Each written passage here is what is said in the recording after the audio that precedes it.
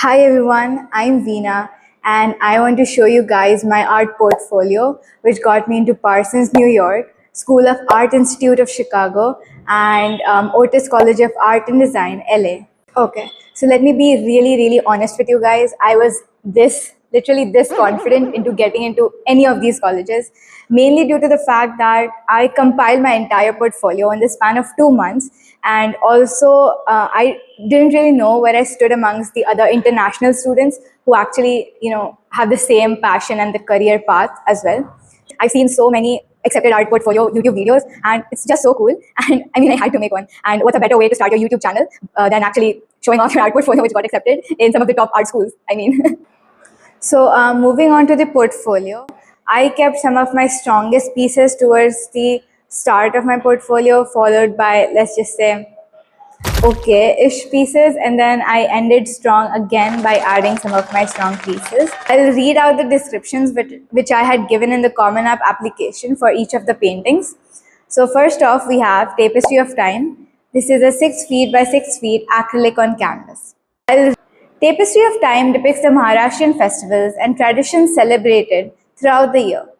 This piece is inspired by India's rich cultural and traditional values.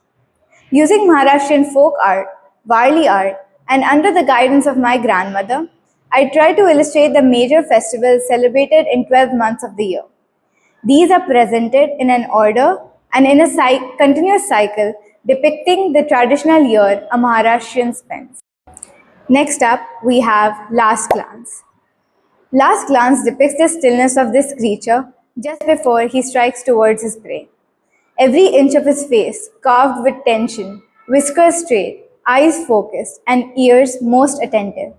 This piece signifies the final moments of planning and analyzing before execution. Next up, we have Endless Fields, Timeless Tales. This is an abstract painting that represents the hard-working spirit of Indian farmers. This artwork serves as a tribute to the farmers.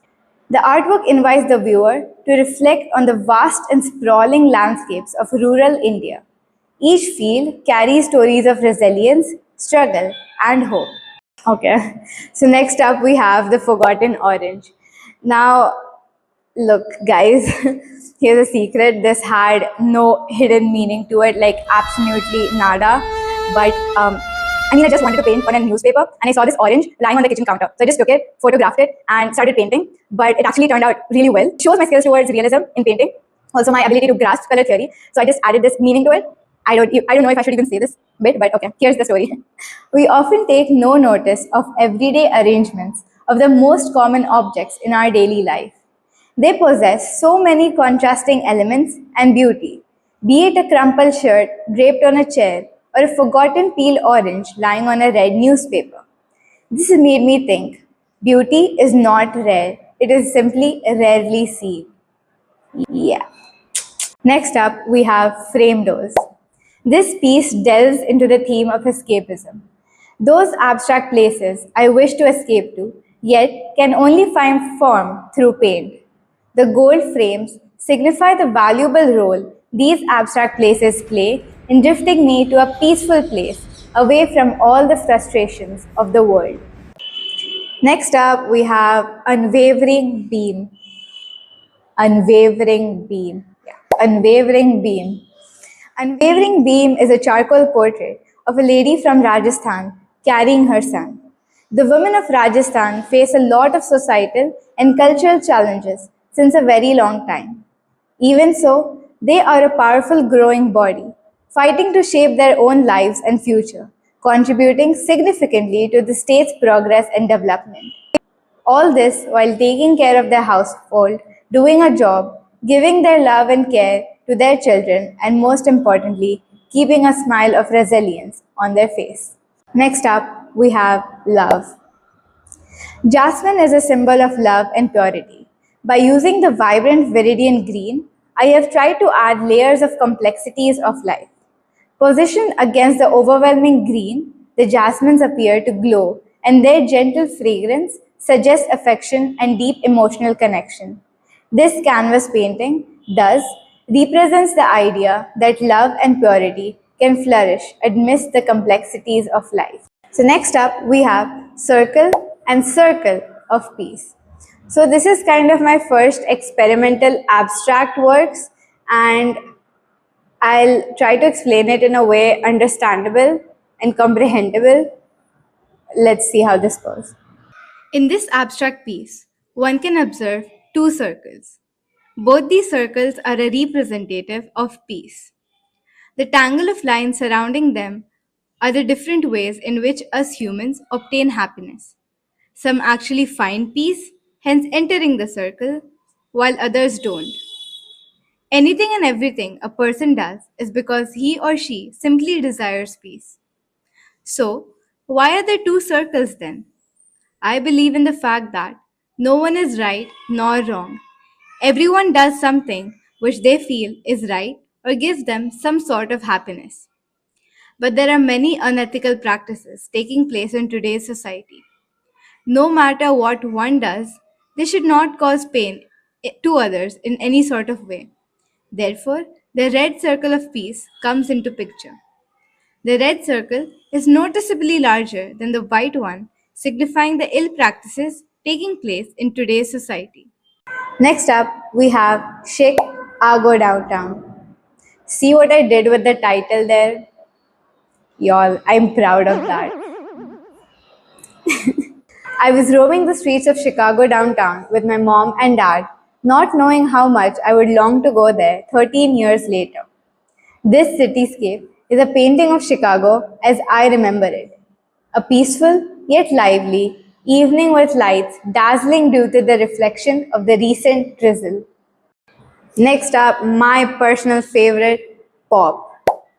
So it's a very fun painting, which I had a lot of fun while painting it and while actually putting it together. And you see where the scissors and the balloon is intersecting within the painting. I actually poked a hole there with a scissor. I actually did. And I think I have a video of that, of me poking that hole. I don't really remember, but I think I do.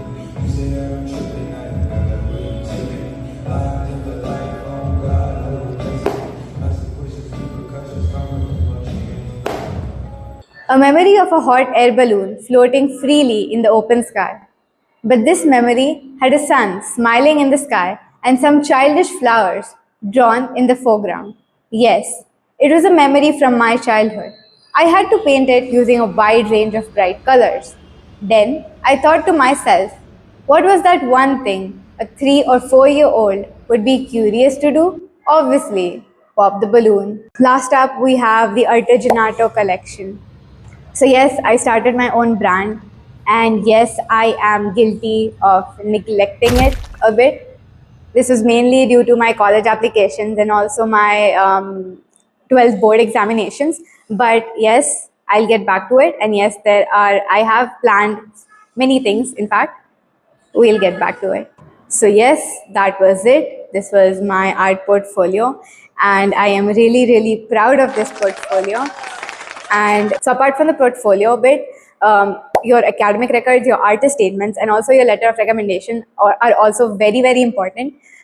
So basically, different colleges have different criteria on which they actually emphasis, and it is important to actually analyze and study which college gives importance to which aspect.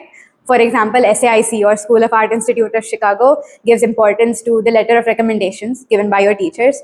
And yes, I had amazing teachers who gave me wonderful letter of recommendations, and I am really, really grateful for that. That's it. Thank you so much, everyone, for supporting me always. And also, thank you so much for everyone or anyone who is still watching this video till now. I really, really appreciate it. Also, like, share, comment, and also subscribe. This was just the first video, and I'll try to post more often on this space as well. So thank you so much, and bye-bye.